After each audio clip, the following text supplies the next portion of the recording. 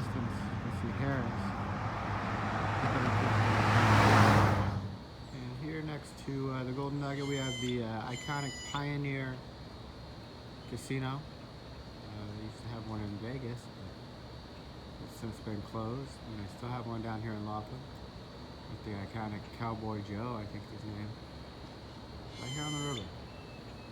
Right next to Golden Nugget, Pioneer Casino. An oldie but goodie. Welcome back, baseball fans. Welcome to another episode of the Vintage Vegas 9-Ball, coming to you from Las Vegas, Nevada. It's a beautiful day here in the beginning of April here in 2026. And without further ado, let's get to the Vintage Vegas 9-Ball for the day. The first card here is a D. Gordon. You see him here. It says shortstop D. Gordon. Of course, in the big leagues, I remember him mainly a second baseman. I think he played a little outfield as well, but he is, of course, the son of the great closer Flash Tom Gordon. And, of course, Flash played for the Cubs, and I always liked Tom Flash Gordon, and it's his son, D. Gordon. Of course, D's always going to be famous for that at bat he took after Jose Fernandez, the great pitcher for the Marlins, tragically died in that boat accident. And when the Marlins got back on the field after that tragic accident, Gordon went to bat. He was a left-handed hitter, but of course he went to bat as a right-hander.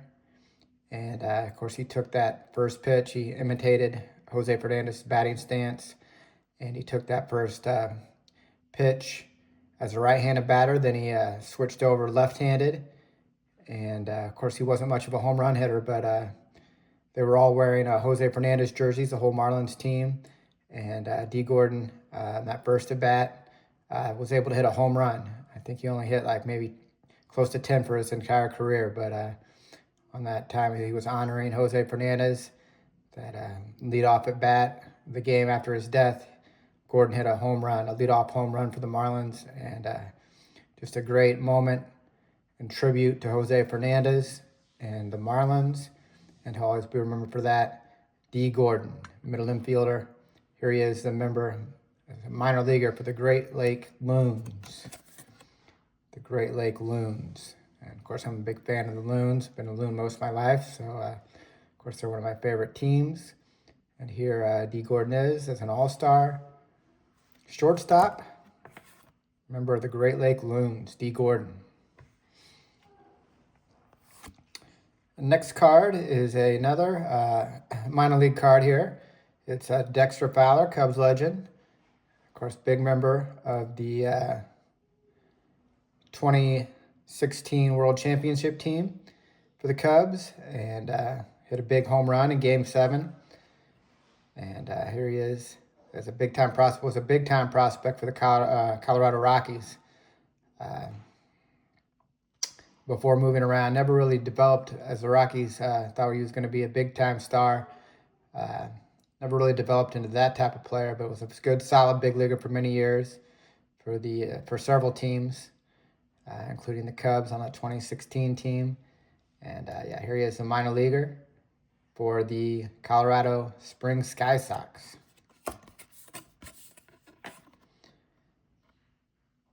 And just a nice looking card here. Dexter Fowler, Cubs legend. We'll put him on the Cubs stand. Next card, another on the minor league trend. We're gonna. This is a Midwest League top prospect, Will Myers. Here he is for the Burlington Bees, and of course, Burlington has a great stadium there. I think it's called Community Field. I've been there. I've been to a couple games there, and it's located across the street from Catfish Bend Casino. And I remember staying there and walking over to a game at Community Field, the Burlington Bees. And they used to be a Royals affiliate. And here Will Myers is, a Midwest League top prospect. Of course, he went on to have many great years in the big leagues for the Royals and Padres and among other teams. But here he is. Looks like a Community Field for the Burlington Bees. Nice looking card. Will Myers. Sticking on that minor league theme, here is Manny Ramirez, number 99, for the Iowa Cubs. Cubs AAA team in Des Moines, Iowa. And of course, after the Cubs hired Theo Epstein, he recruited Manny to come over to the Cubs. I thought maybe he'd be able to contribute in the Cubs' quest for the World Championship. And he was hired as a /player/hitting coach for the AAA Iowa Cubs. And there were rumors about him coming up towards the end of his career and helping with the Cubs. So he never did make it to the big leagues, but still was a contributor as a hitting coach and a player for the Iowa Cubs at the end of his career. Manny Ramirez. I mean, people don't remember him playing with the Cubs there at the end. But yeah, Manny Ramirez, number 99 for the Iowa Cubs. Let's look at his.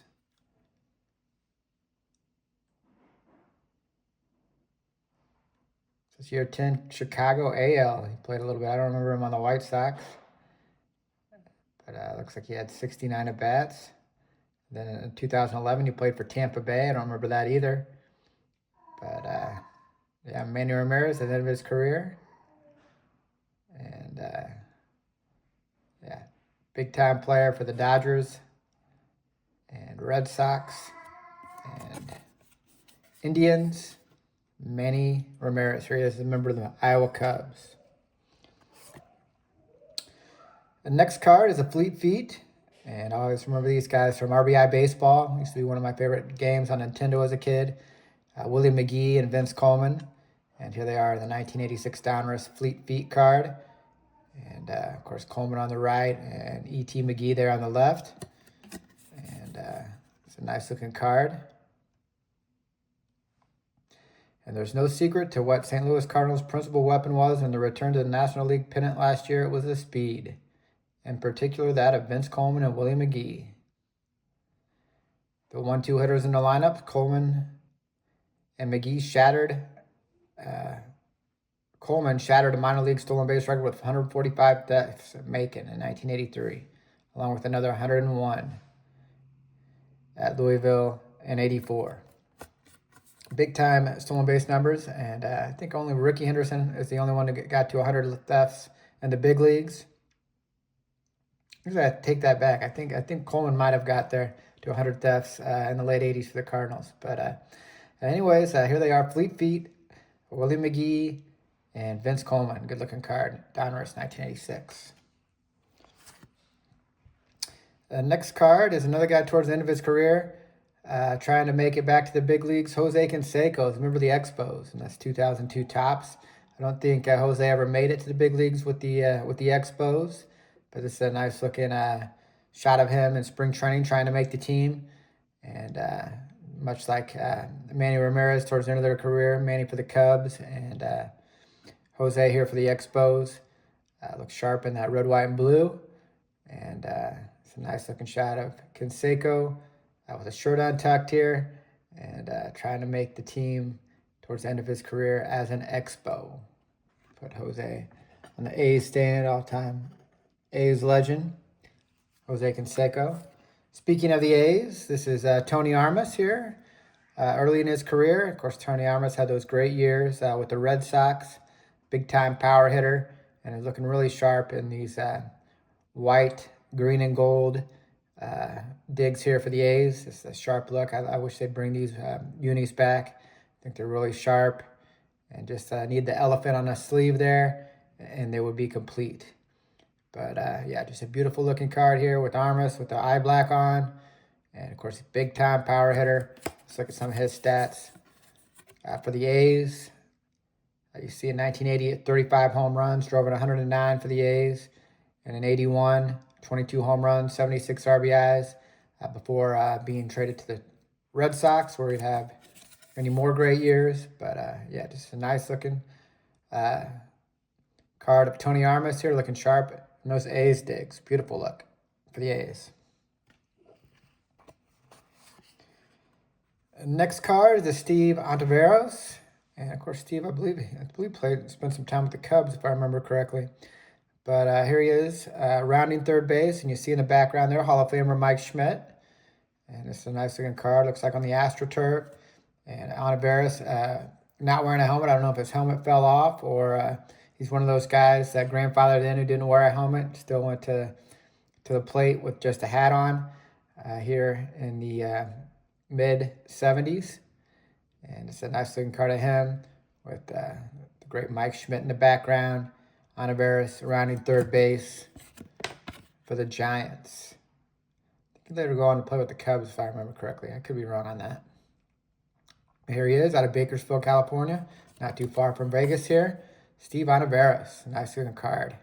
Put his card on the stand there. Mike Schmidt, Hall of Famer in the background. And we'll close out today with Nolan Ryan, Dr. K. Big time pitcher for the Astros. You see with the Astro logo with the Astrodome on there. And yeah, Nolan Ryan. And just a great look in the Ryan Express here. Looks like he's doing some sit-ups, calisthenics before the game.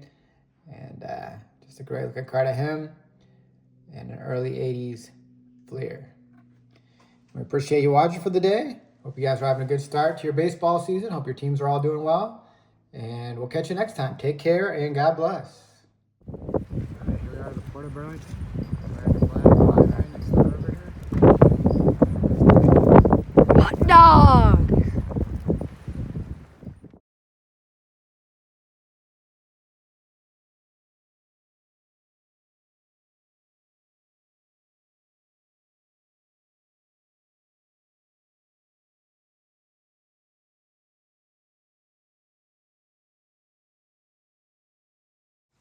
All right, we're up the path. One last view of the river here before we move on to our next destination here in Crapo Park. Beautiful vantage point. Brings you back. Indians here many moons ago, and then of course the westward expansion, Manifest Destiny, movement across the continental United States. You wonder, Lewis and Clark, they've stood right here on the bluffs of the Mississippi River. Very magnificent view.